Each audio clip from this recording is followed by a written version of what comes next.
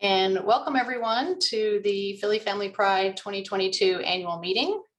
My name's Stephanie Haynes. I use she, her pronouns, and I am very excited to have folks here today to join us for our annual meeting, which will give us an update on 2021, as well as get ideas from everyone on 2022. So before I go too much further, I'm going to share my screen, which is not ready. There it is. And I just wanted to do a brief land acknowledgement. So even though this is a virtual event, our organization lives and all our organizers live in land stolen from the Lenape people. And so you can see that, you know, we really want people to take their time to educate themselves and their kids about the history of the area, both where we live now and when you travel or work. It's always a good idea to find some resources for your family and talk about this with your family and with your kids. The photo there is actually from the Indigenous Peoples Day last year now. And those are some of the Indigenous folks who live in this area. So I am going to continue to let people in from the waiting room. Thanks everyone for joining us. This is just a quick agenda. We'll have some opening remarks, like I said, an update on 2021. We want to hear your ideas for 2022 for this year. I'm still getting used to saying that. We're going to do our board election. So that's actually part of the reason we have our annual meeting, is to elect our new board for the year. We want to ask you to join us as a member, and we're going to do that later. And then we'll have a short story time from Icon Ebony Fierce, a local drag performer. And then finally, of everyone who's still there at the end, we're going to do a drawing to give away a Pride Lego set. So please stick around for that, and we'll draw names then. So now I am going to turn it over to my friend Naomi Washington Leapart, who is going to just give some opening remarks for our meeting today. Thank you, Stephanie, and thank you, everybody, the PFP board and community members and everybody. I'm Naomi. I use she, her, hers pronouns, and I'm honored to be a board member serving this organization. And, you know, Stephanie asked me to just offer some opening words that situate us, right? As we look back on the last year and as we look forward on 2022, I don't know about you, but I came into 2021 with such high hopes, right? I said we had the dumpster fire year of 2020, and there was so much that we were now going to get under control, right? That the scales had fallen from people's eyes as it relates to racial animus and acrimony, violence, that, you know, we lost enough people to COVID in 2020. So surely we are going to fall out of that first place position that the US has been in all pandemic long, right, of the most casualties to COVID. Surely our schools will have figured it out, right? How to keep our kids safe and our teachers safe and our families safe. Surely our governments, right, will be more responsible and more responsive, right? Surely. And then 2021 proved that perhaps my expectations were a bit too high, that we haven't gotten everything under control, that in some ways we are more brokenhearted. We are more disappointed. We have lost more. And so now we sit at the beginning of another year. And we are cautious in our optimism. Hope is fragile. And many of us might be feeling like we are inadequate for this moment, or that we are furious about this moment. We feel helpless in this moment. And so I just wanted to leave you a gift of a quote that somebody gave me. I'll share my screen. Oh, no, I won't share my screen. I'll just tell you the quote. The author of the quote is unknown. So unfortunately, I don't know who. Oh, thanks, Stephanie. Here it is. Hopefully you can see it. Can you see it? The moon is a reminder that no matter what phase I'm in, I'm still whole. Okay? So much of what we are up against has the effect on splitting us. It's that violence, right? That, oh, I'm showing up as a parent here, or I'm showing up as an LGBTQ plus person here, I'm showing up as a Black person here, I'm showing up as a cisgender woman here, right? But actually, we strive to remain intact, to keep our families intact, to remember that we are whole, even if you can't see all of us right now. That we are whole despite the ways that violent systems of oppression are trying to literally rip us apart. We're whole, right? No matter what phase you're in. And so I wanted to just share that with you. And, you know, I have no predictions about 2022 and what it'll be. I know some wonderful things will happen. I know some terrible things will happen. But if you remember that you're whole regardless, we can face whatever it is that 2022 brings, right?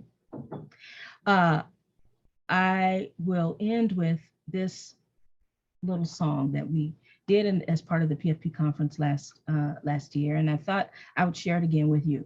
You know that we're in the middle of the pandemic, and washing our hands is really still important. I mean, it's important regardless, right? And so we find ourselves at the sink a lot.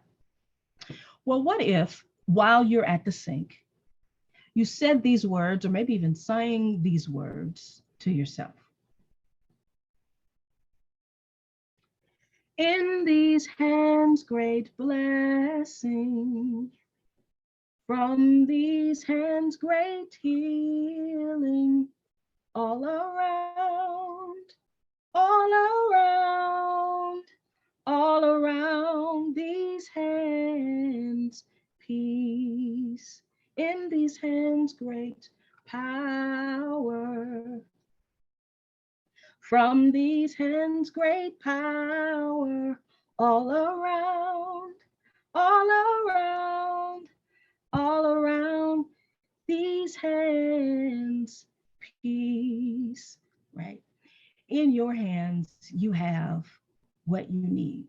And if you don't have what you need in your hands, then the person next to you in the PFP community might have what you need in their hands. And so we have all we need in our hands. So I hope that you will be encouraged and that you will continue to hang out with PFP, because only in community can we be saved. Can we be saved? So thank you so much, Stephanie and the board. Thank for you. giving me these few moments. Thank you so much, Naomi. Really appreciate you as always. So thank you to everyone else who's been joining us the last few minutes. That was our board member, Naomi Washington-Leapart, with some opening remarks. And now I am going to share my screen, I think.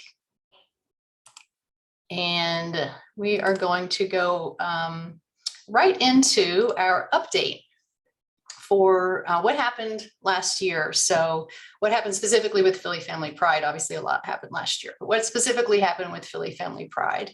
And then after this, we're going to hear from folks in small groups about what your ideas are for what PFP can do for you and your family this year. So we did actually have some in-person outdoor events. All of our in-person events this past year were outdoors. I believe we started them around the end of May as the vaccinations were ramping up. And there's a few photos here that show some of the highlights. We had a really fun drag Halloween story time at the FDR Park. And the middle photo there was a trip that we took to the Audubon Center out in the suburbs and met some birds at their bird center there. And then on the right is a hike we took. Actually, this is more recently at the Hines Wildlife Refuge. So thanks to everybody who came to the in-person events. And, as the weather improves a little bit, and as things, hopefully, calm down COVID-wise, we'll be getting back to the outdoor events this year. So we also held some online social and support meetups. Every month in 2021, the Transparent Meetup group met, led by Jadzia Axelrod. We also had almost every month dad meetups. And then less frequently, but a few times during the year, we had some family game nights, Minecraft hangouts for kids. The Black LGBTQ parents group met a couple times. We had a couple drag queen story times, a Daring to Rest series, and the Parenting Through the Pandemic series, which is actually going to continue into this year as well. Many of these things are going to continue into this year, but that one actually has a date coming up. And for folks, if folks have questions about this, feel free to put them in the chat, and then also we'll have some time for questions in a moment. As far as educational offerings, in addition to sort of the social and support groups, we held 6 Paths to Parenthood classes. So that's for prospective parents over last summer. We, in addition to that, had some other foster parent information sessions for folks interested in becoming foster parents. We had a great series this fall with on talking to kids about race and racism with Sherry Wick. And then we had a really informative, one of our parents, PFP parents, is also a pediatrician, Alexis Lieberman, and she and I did a Q&A on kind of COVID and kids as folks were sending their kids back to school in September. And of course, our biggest educational event was our Family Matters Conference, which took place November 4th to 7th. And it was actually the first time we've done 4 days of programming instead of 1. We offered 20 different sessions, including some new things like a grandparents panel. That's the middle picture you see there. Some of the sessions were recorded. We don't record all of them so that people can kind of feel more free to participate openly and honestly, but we did record some of the sessions, and they're on our YouTube channel. We also, as part of this, instead of having a keynote speaker, had individual, what we called recipes for resilience, which were short videos with different folks from the community offering different ideas on how to continue to get through the challenging times that we're in. Last thing I'll say about that is that we also sent out swag boxes, 43 boxes to different households, that folks who registered early enough. And that was a lot of fun. We had some really nice swag to give away there. And now I'm going to ask Adam, who's on our board, to unmute and tell us a little bit about the Fulton versus City of Philadelphia case that wrapped up this year. Sure. Thanks, Stephanie. And I'll try to keep this brief because I know nobody likes legal jargon. But the organization, Philadelphia Family Pride, intervened in a lawsuit that was raised between Catholic Social Services and the City of Philadelphia regarding whether Catholic Social Services needed to provide full service to LGBTQ parents in their foster care service program. And the organization's been involved since almost the very beginning. We intervened in the district court case, and this year, the Supreme Court issued their final ruling in the decision. I think there's kind of 2 views on the decision. Ultimately, the Supreme Court did side with Catholic Social Services regarding this specific contract and said that the city could not bar them from participating in foster care despite their discriminatory policy. But what I think is also really important to note is that at least the way that the opinion was written, they did not give Catholic Social Services or any other religious entity a license to discriminate against our families. There was a specific provision in the contract with Philadelphia that ultimately served as the basis for the case's decision. So I think it's really important to know that right now, religious entities do not have the right to discriminate against our families, and that ultimately the city settled this case, I think, just to sort of be able to focus on the kids, which was ultimately really what the city's view and our view and participating in the case was focused on, right? Is that this is about kids that are in the system and they need families And so our focus was always on representing them and working for their best interest. And I think the city, in reaching their settlement, was focused on the kids. That's really what they were interested in protecting. And then when the decision came out, PFP participated in these Day of Decision events that were these nationwide organized events where LGBTQ families across the country came together to really talk about what the decision meant and make sure that everyone felt supported. And I think that we continue to have those resources available for folks. If folks have questions about the decision, I'm happy to answer them. I know we have other resources on our website as well that answer a lot of these questions, but hopefully that's enough. And then I think we have a little bit of question time. So if anybody had additional questions, I'm also happy to address those. So. There's actually one in the chat, Adam, that someone asked that they thought that Catholic Social Services had won the right to discriminate. So do you want to just sort of parse that? Yeah, absolutely. So the contract that Catholic Social Services had signed with the city of Philadelphia had this sort of exemption language in it where, whether it's true or not, the way the court read it was that the different families could be placed or have kids placed with them based on differing factors. So for example, the city has said that, you know, if you're going to adopt a kid with a physical disability, your house needs to be accessible. And I think we all think that that makes sense, right? Like that's sort of going to be in the best interest of the children. It makes a good sense that the city would want to think about which family's going to care for that child. But because there's this exemption language in the contract, the court said, well, you have the ability to provide exemptions. You should do that in this case, and sort of hinge the entire decision on that language. So it wasn't ultimately that Catholic Social Services got permission to discriminate against their families. It was that there was this exemption language in the contracts. And then rather than sort of reworking the contracts, the city just again decided that they wanted to focus on providing the best services for the kids rather than spending years continuing to litigate over whether the contract provision changes could be made. So it's a great question. Thanks, Adam. I mean, and I think what the headline for the ACLU in my slide here is, does not create a license to discriminate. Really, our biggest concern was that the ruling would allow every foster care agency in Philadelphia or even across the country to discriminate. And that did not happen. So in this very specific case, in Philadelphia, Catholic Social Services, yes, could turn away a same-sex couple who approached them to become licensed as a foster care agency, as a foster care family. But the court did not rule that every other agency in Philadelphia or in every other agency in Pennsylvania or around the country could do so. And that was what we were most, I think, worried about. And relatedly, if 10 years from now, Philadelphia enters a new contract with CSS, that contract might have not include this provision that they used. So. Very good question, because it's certainly easy to misunderstand that. I was just going to say out loud what I said in the chat, which is that the ambiguity is I think part of our issue, right? That even though SCOTUS did what it did, it's so difficult to to understand it, and we know that right-wing media will, definitely spin it such that since Catholic Social Services can do what it can do, therefore, and then have people fill in the blank. So Adam, or does anyone know? Yeah, does the Catholic agency get to continue to work with Philadelphia forever? Or is Philadelphia able to not renew the contract? Yeah. So I'm seeing your question, Gina, and then I'm also seeing the question in the chat from Yari. So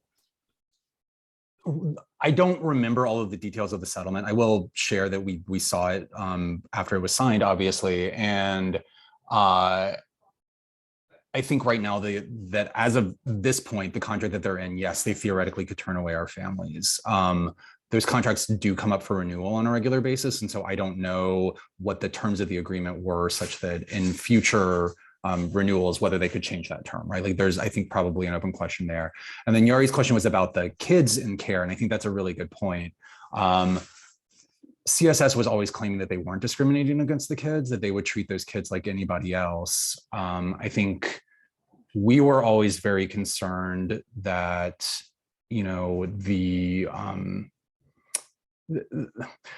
kids internalize a lot, and they understand when they're being told that their families and their identities aren't equal. And so while CSS may be saying that they're not going to discriminate against same-sex couples, the messaging that still comes across to the kids is pretty clear. I think the kids are reading that message.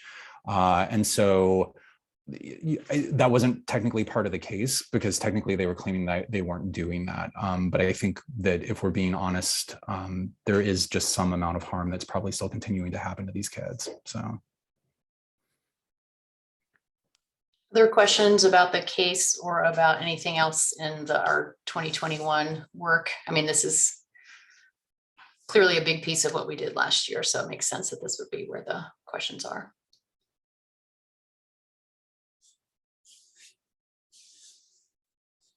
Okay, well, if folks do have questions, you can always contact me or put something in the chat later. I am going to go to the next slide, which is your ideas for 2022. I am going to, let's see, Tiffany, I believe, was going to kind of introduce this, and then I'm going to work on the breakout rooms for a second while she talks about what we're going to do next. All right, hey everyone. I hope everyone's as excited as I am to be discussing some of our ideas for 2022. I just want everyone to know that your opinion matters. You all, I know not in every space we get to have a voice, but we get to have one in this one, and your space and your voice is so important. So Stephanie's going to break us all up into smaller breakout rooms. I want you to introduce yourselves, introduce your pronouns, and speak up. Even if it's something small, it matters. And thank you all for being here today. Look forward to seeing you in the rooms. Great, so I'm going to do 4 breakout rooms. And what I'm going to do is let participants choose a room. And so I think I'm going to assign the leaders, and then I'm going to let folks choose, participants choose the rooms. The leaders are Tiffany, Gina, Jadzia, and Tareem. Okay, here we go. This is going to be a really fun part that people watch this video on YouTube. I guess I could just stop it. I'm going to pause the recording. Welcome back, everyone. Nice background, Tareem. Like that a lot. Very classy. Thank you. It's just a little thing I threw back. So Jadzia designed that as our logo from the conference this year. An awesome logo as usual. So we thank you so much, everybody, for your ideas and discussion for 2022. We are having our first board meeting of the year in a couple of weeks, and we'll be sure to go over those ideas and start to implement those ideas. And if there's anything for non-board members present who folks you want to follow up on, please do that with me or with anyone in the organization. So Tareem is next and is going to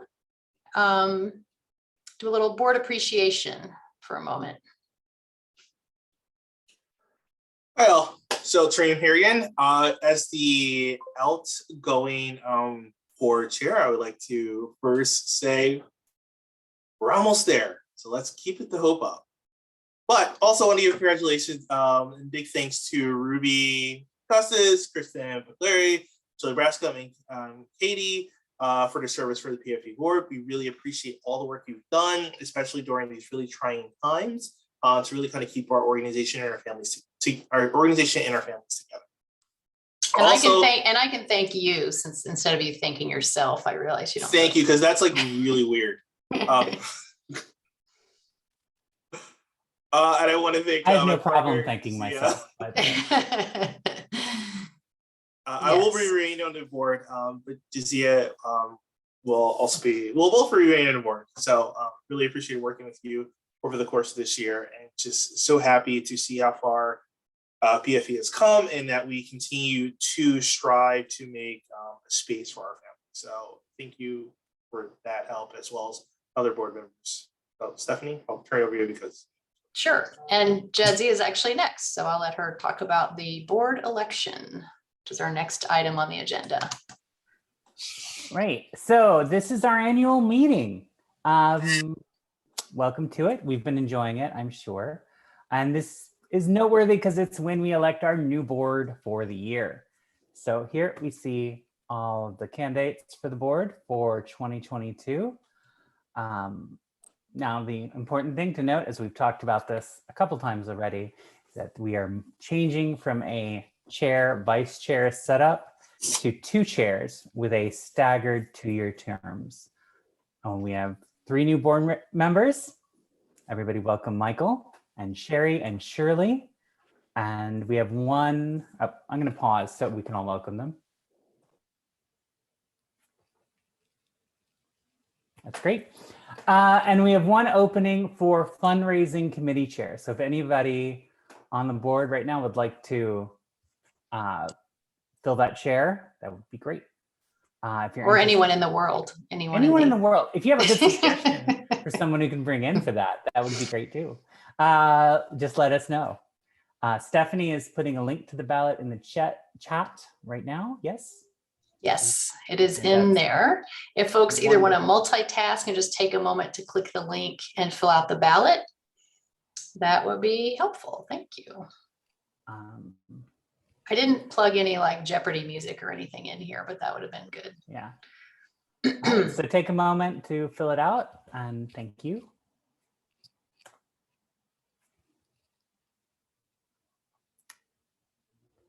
And that's all I have to say. And thank me for being such a great vice chair. I'm welcome. I guess it would have made more sense to have like Tareem thank you and you thank Tareem, but I didn't think of that. So excellent. So we are going to, all right. So maybe just give a thumbs up or some kind of reaction when you're done voting. So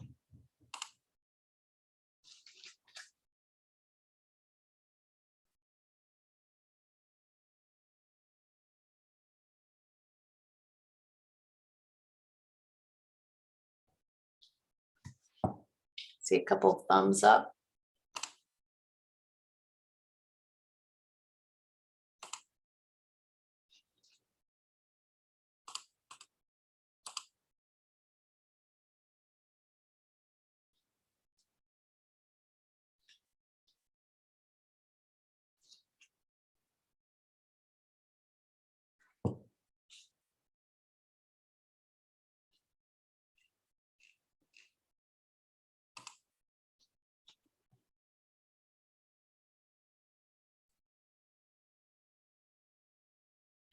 Great. So if you didn't get finished, just leave that window open and you can finish it up when we're done with the meeting. And now I'm going to ask Gina to give us a couple words on membership. And then we're going to hear a couple stories from our friend Icon.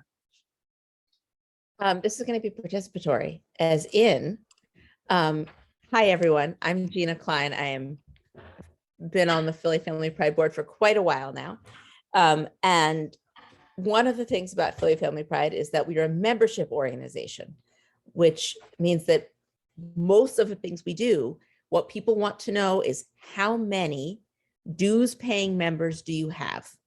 And that is a measure of the success of the organization, not how much we each contribute, but the fact that we signed up. And in fact, board members, we're not able to be on the board officially unless we are dues paying members.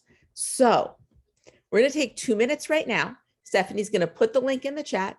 You can pay 50 cents to renew your membership. This is not about the amount, but we are going to have active participation. We're just going to all renew our memberships now. Even if you just did it, just renew it for $1.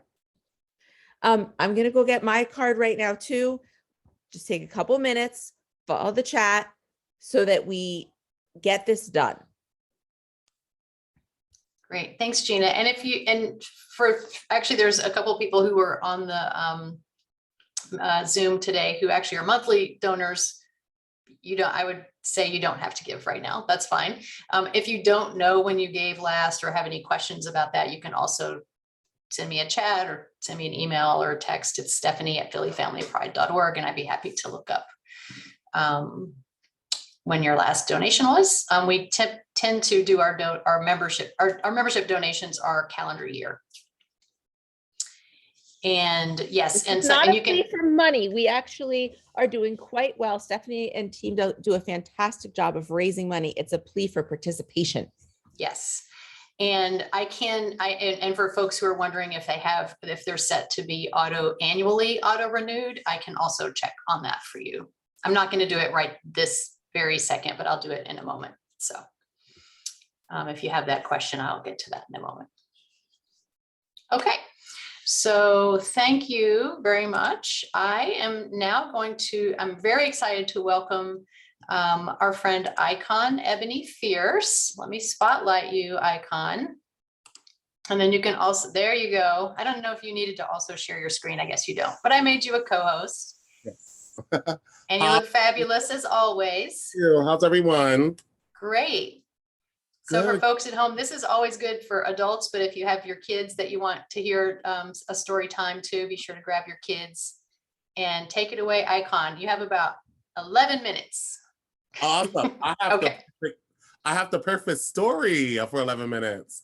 So yeah, I hope everyone is doing great on this rainy day. First of all, I just want to thank Philadelphia Family Pride for always being supportive and having me for story time and other events. Stephanie, thank you so much for everything. I am going to send us off with this lovely story. I love this story. I Believe I Can by Grace Byers.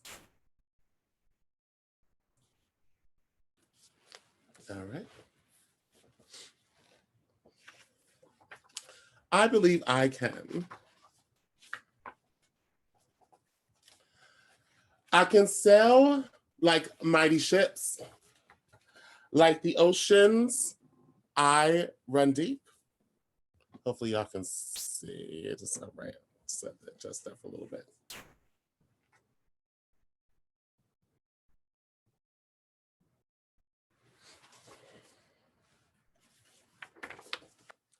I can stretch just like the Alps until I reach my highest peak.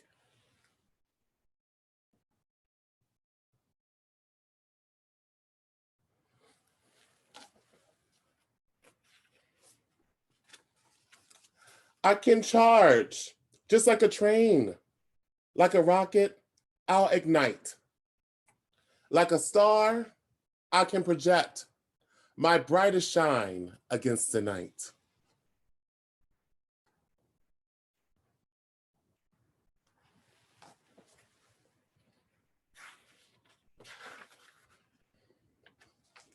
I am like the lion's roar.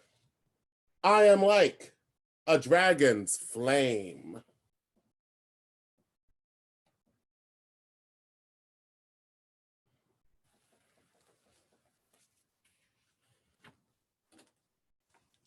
I'm worthy because I'm me, and there is value to my name.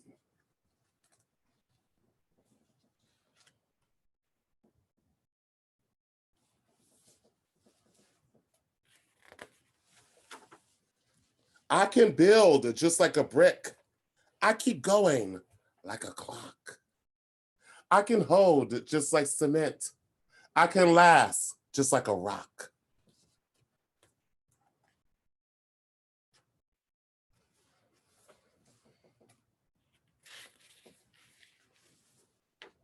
Grounded firm. I'm like the soil. Like the sky, I'm boundless too. When I believe in myself, there's simply nothing I can't do.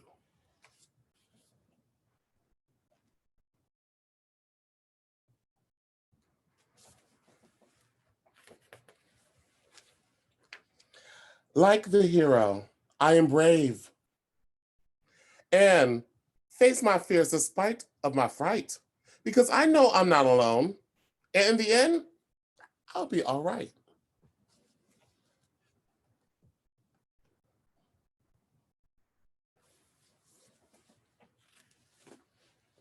Sometimes I am right, and sometimes I'm wrong. But even when I make mistakes, I learn from them to make me strong.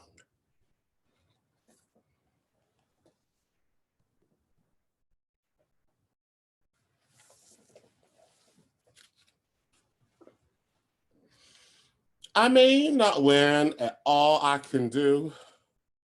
I may experience defeat.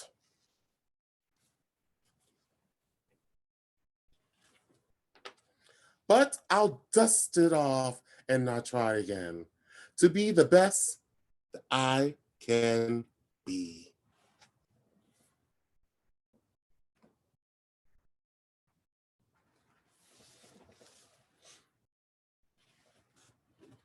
I know my power lies within. There's nothing that can hold me down.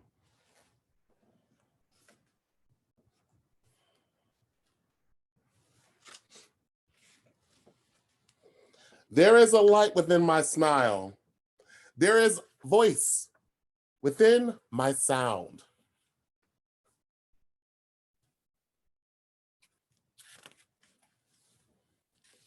My presence matters in this world. My life is worthy. There's a plan. I know I can do anything.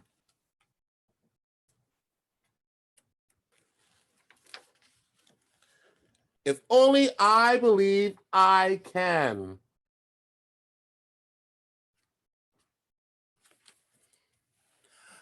I believe I can. Thank you. I think there is room for one more, right? Absolutely. That was great. Yes, yes. Let's see. I have, let's see. All right, I'm going to keep it within the same Arthur and Grace Byers once again. I love the motivational book because I think we need a lot of motivation right now during these times.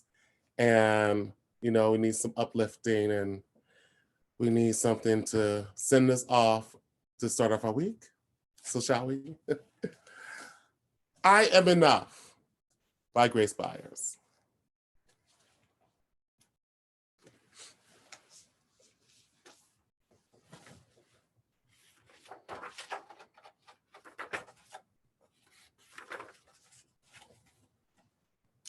Like the sun, I'm here to shine.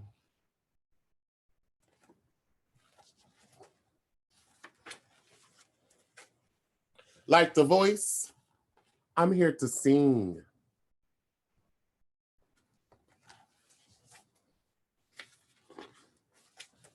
Like the bird, I'm here to fly and soar high over everything.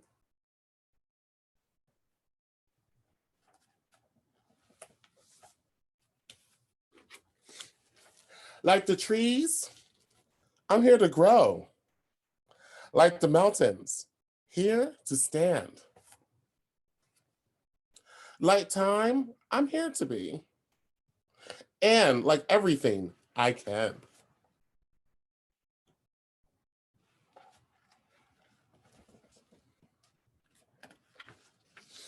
Like the champ, I'm here to fight. Like the heart, I'm here to love.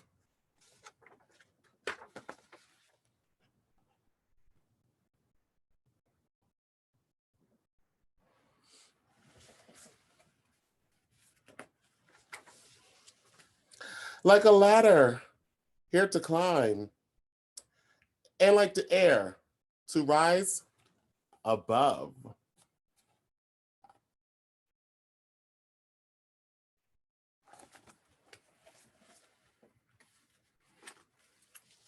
Like the wind, I'm here to push.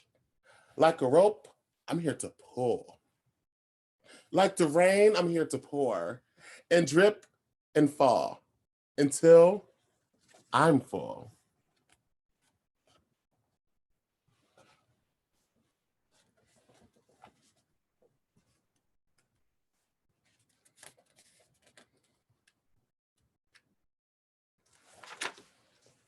Like the moon, I'm here to dream. Like the student, here to learn.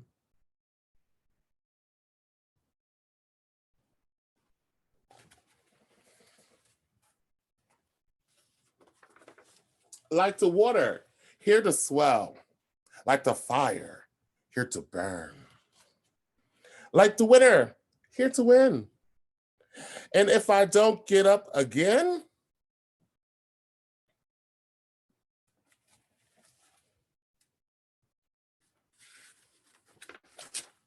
I know that I may sometimes cry, but even then, I'm here to try.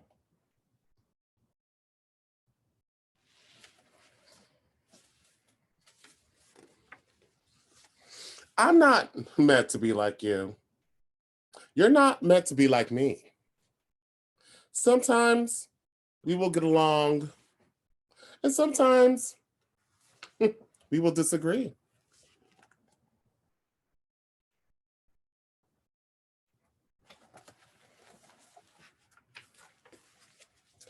I know that we don't look the same.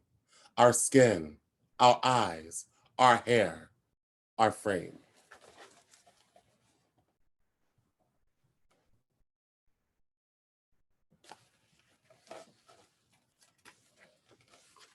But that does not dictate our worth.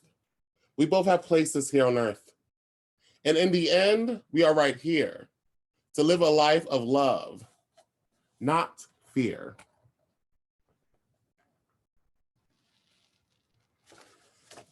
Excuse me.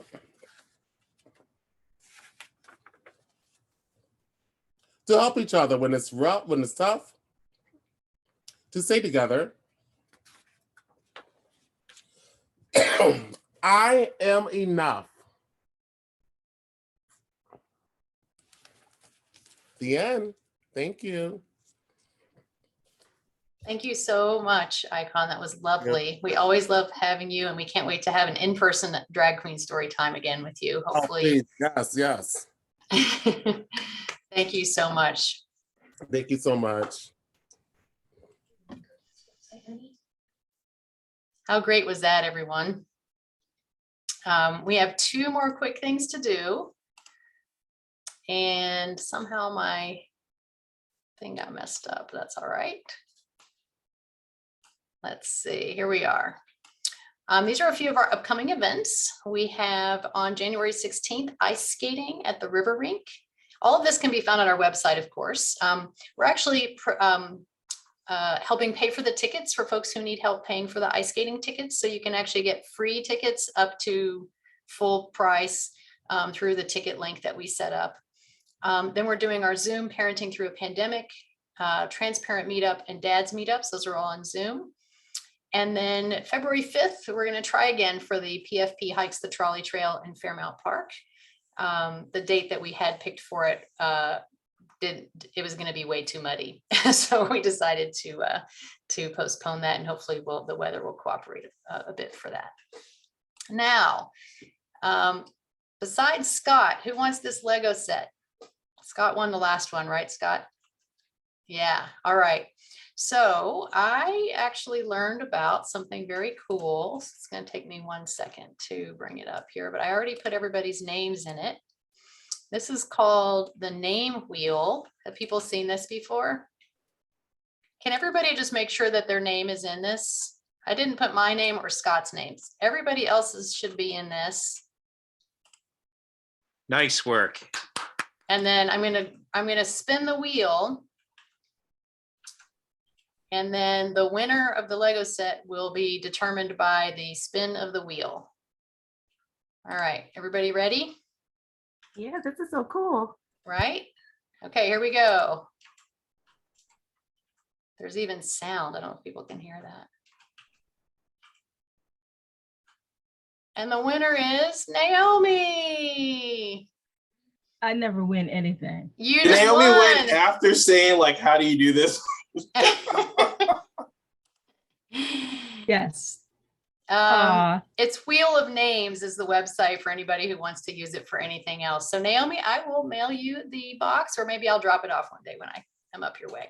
Thank you. You're welcome. It's awesome. It's right here. Everyone is awesome. Thank you. You're welcome. So thank you so much, everyone, for joining us today. Really, really appreciate everyone's time, their energy, their ideas. Again, if you need to reach me, Stephanie at phillyfamilypride.org, or find me on Facebook or social media. And I'm not going to end the meeting, so I'm going to stop the recording. So I'm going to do that. I just want to say thank you to Stephanie as the ED of Philly Family Pride, the heart and soul of this organization, and the Thanks. reason we keep existing. Thank you for your work. Thank you.